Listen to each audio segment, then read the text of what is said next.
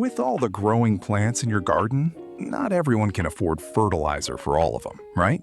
Which is why in today's video, I'm going to be showing you a solution that's simple and easy to make right at home. Let's get started. So the first ingredient we're going to start with is an apple. And here's why. Apples are actually packed with potassium, magnesium, and sulfur, 3 nutrients your plants are constantly craving. Potassium helps the plant move water and nutrients through its system efficiently, and it plays a huge role in strong stems and healthy flowering. Magnesium is what gives your plant that deep, rich green color. It sits right at the center of chlorophyll, which is what your plant uses to actually convert sunlight into energy. And sulfur helps build the proteins your plant needs just to grow in the first place. So we're going to cut them into small pieces. The smaller the pieces, the faster they're going to break down, and the quicker your plant is going to get access to all those nutrients. You don't need to be precise about it, just a rough chop is fine. We're not making a fruit salad here.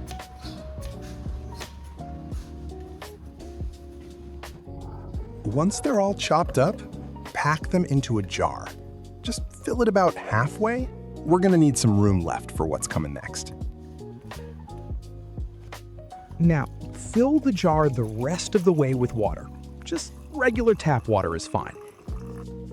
The next ingredient we're going to add is a teaspoon of sugar. As those microbes feed on the sugar, and as they multiply, they speed up the whole fermentation process, turning the apple into a nutrient solution your plant can actually absorb. And the last ingredient we're adding in is alcohol. I'm using beer for this, but really any type will work. Now, a quick note here. You want to use flat, stale beer, not a fresh one straight out the fridge. As the beer sits and goes flat, the alcohol content naturally drops off, which means less risk of it damaging the roots or the beneficial microbes we're trying to grow.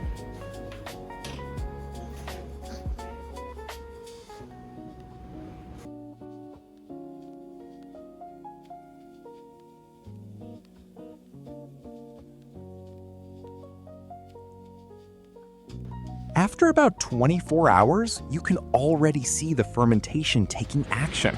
You'll notice small bubbles forming around the apple pieces, and the water might look slightly cloudy now. That's completely normal. That's the beneficial microbes doing exactly what we want them to do. Now, we're going to strain it all out. Just pour the mixture through a fine mesh strainer, or a cloth if you've got one, and separate the liquid from the apple pieces. What you're left with is this nutrient-rich liquid. And that right there is your fertilizer, ready to use. Last step, we're just going to add a little bit more water to dilute everything down. This is important because what we've got right now is fairly concentrated, and pouring it straight onto your plants like this could actually do more harm than good. It can shock the roots or even burn them.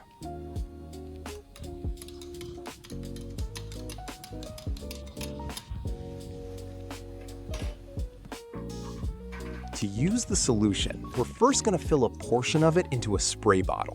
This is going to let us cover the general area of the plant nice and evenly. This gives the plant a quick surface level boost, and it's an easy way to cover a lot of ground fast, especially if you've got more than one plant you're treating.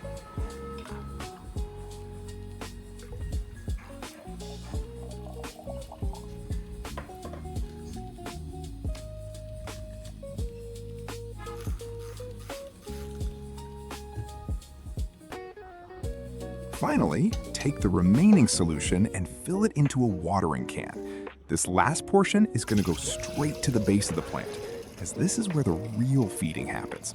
The roots are going to absorb those nutrients directly, and that's what's going to fuel the actual growth over time.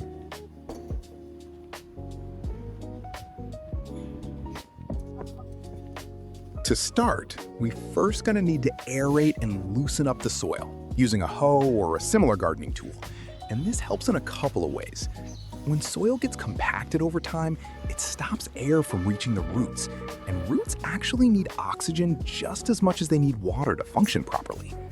Loosening it up also means when we add our fertilizer, it can actually penetrate down into the soil instead of just sitting on the surface or running straight off.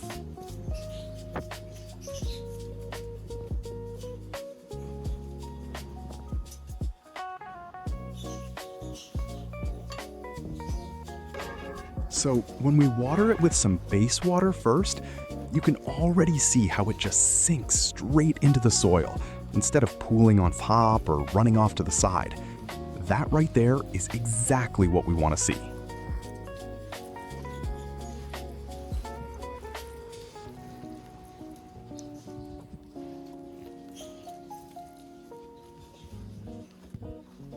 Moving on to the solution now.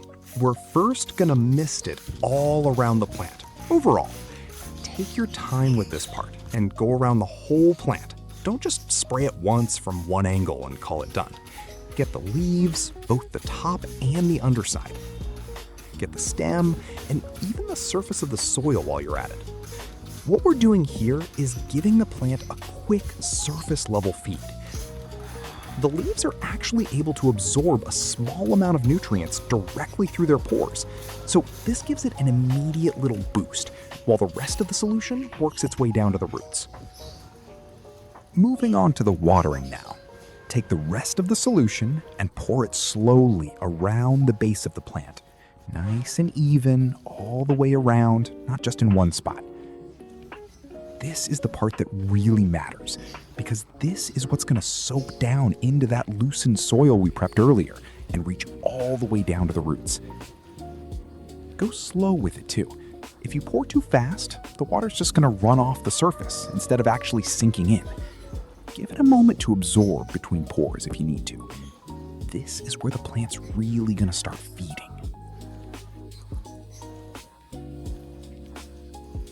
Now, it's worth noting this is a routine care, not just a one-time thing. You're not going to see a dead plant come back to life overnight just because you did this once. This is something you want to stick with consistently over time for it to actually make a real difference.